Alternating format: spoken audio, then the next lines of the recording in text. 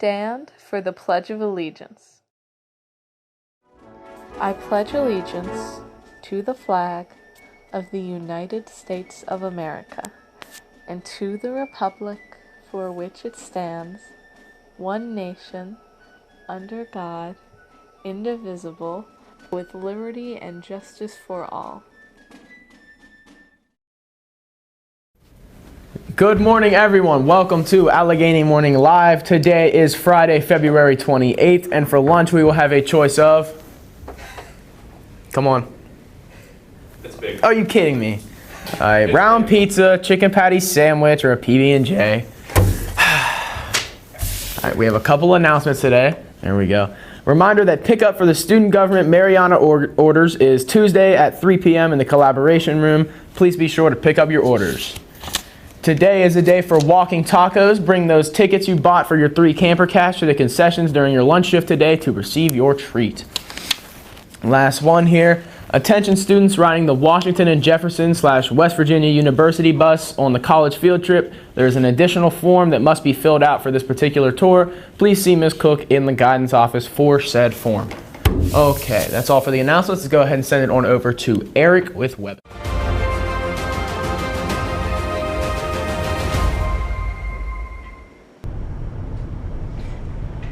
Alrighty, well, yesterday I traveled up to the higher elevations to chase some snow squalls, and I intercepted this heavy snow squall just east of Bransfeld, Maryland yesterday evening, and this video was able to get on the Weather Channel as well as some other news sources as we were just driving along Interstate 68 eastbound heading towards Finsel. And it's a pretty cool video. The road conditions were mainly just limited visibilities, but really not that significant in terms of the road conditions. However, this morning, Garrett County did cancel schools again as they had another thump last night. We're going to be mostly cloudy today with a high temperature getting up to around 38 degrees, and mostly cloudy at night, dropping down to 20 degrees. We'll still see a chance of snow showers and flurries until tonight, probably not as much as yesterday. And then going over to the weekend, tomorrow we're going to be partly sunny with a high temperature getting up to around 34 degrees, 24 degrees tomorrow night. We'll also see a chance of some flurries tomorrow, but again, not that much. And then Sunday, we're going to be mostly sunny. We're going to mount up a little bit. High of 51 on Sunday and then a low of 35 Sunday night. And then on Monday, we're going to be mostly cloudy. High of 56 degrees, low of 44 Monday night with a chance of rain showers. So again, no significant weather to report of. So that's all I got. Stay tuned. Okay, thank you, Eric. Now let's go ahead and send it on over to everybody's least favorite member of the Gray family, Wyatt.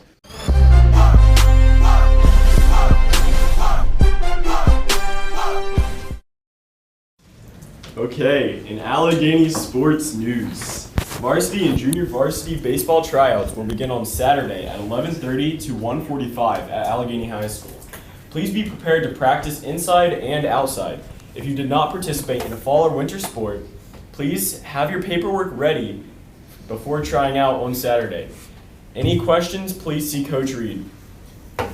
Okay, so XFL, week 4, it's about to happen. So the schedule for this, it's over the weekend. So we got the Wildcats versus the Guardians, Sea Dragons versus the Battlehawks, Roughnecks versus Renegades, and the DC Defenders versus the Vipers. And that's all for Allegheny Sport News. Back to Tyler. Just kidding, there's a video. Welcome back to another NFL recap.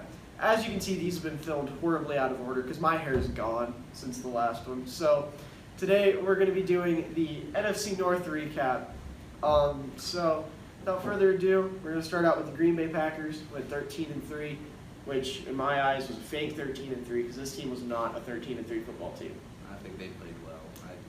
I just expected this. The Packers, I forget the exact number, but it was at least half of their games that they did, or not half of their games. There were a couple games where they didn't lead at all in the game and won off a field goal at the end, or a walk-off touchdown. And then there were a lot of games where they were leading for like a couple minutes and ended up winning. So they won a lot of close games against a lot of really bad teams, which worries me, because teams like the Lions, they shouldn't let the Lions have to lead the whole game and then just, kick a field goal at the end to win it. That's not a superstar team. I I mean, you saw in the playoffs, they barely beat the Seahawks, and they got obliterated by the 49ers in the championship, so they weren't anything Did anybody special. else not expect that? Yeah, I mean, No, I knew it was going to happen. Vikings. Moving on, Minnesota Vikings, they're 10-6. I mean, other than Kirk Cousins, he won one primetime game this year? Yeah, and the Vikings didn't win. They went below 500 in December, and somehow still made the playoffs. They lost both their games to Chicago. Yeah, That's one of my favorite statistics since Matt Nagy's become coach. The Bears haven't lost a game to Minnesota. that's Okay, it. so we're going to skip over Chicago and we're going to move on to Detroit. Detroit went 3-12-1.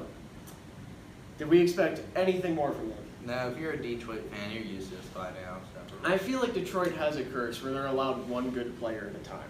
You know, like they had Barry No, Sanders. they had Calvin Johnson and Matt Stafford. Okay, but Matt Stafford was above Mediocre. average. Okay, yeah, that's fair. They're allowed one superstar player at a time. They had Barry Sanders, that he left a couple years later, or not a couple years later, but after that they get Calvin Johnson.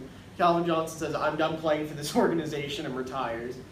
Yeah. And now, I mean, I guess Darius Slay would Oh, be he's their gone. one superstar, but yeah, he wants out. They're looking to trade him.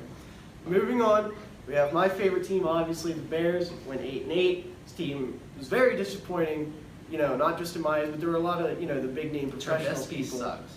We'll get to that. could've There's a lot lost of to the Steelers. the big name people that, think or thought that the Bears were a Super Bowl contender. Like a 12-4, 13-3 playoff Not a team. chance.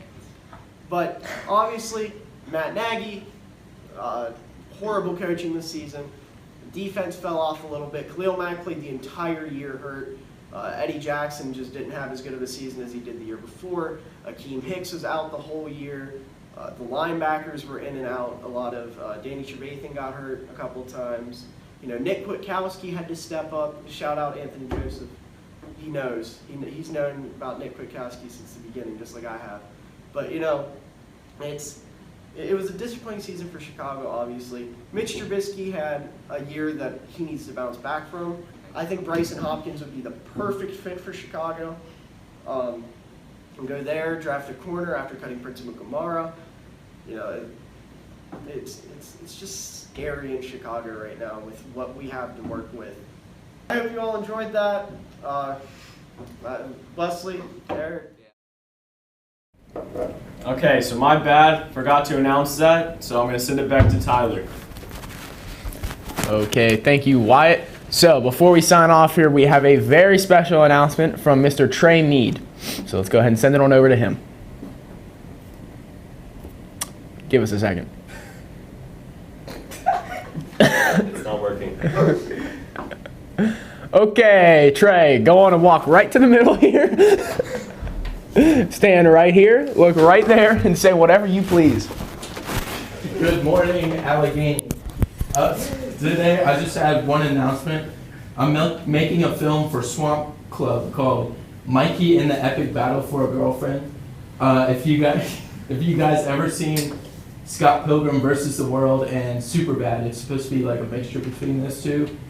And I'm looking for cast members to play the part of Alana, the love interest, Clyde, the 90s obsessed rap kid, Gilbert, the weird dork that nobody understands why they're friends with him, Mean Girl, Goth Girl, Ava, and let's hope Mr. Presscorn plays the part of Mr. Sargent. And we have Tyler here playing Tyler. Hello. All right, well, you guys have a great day.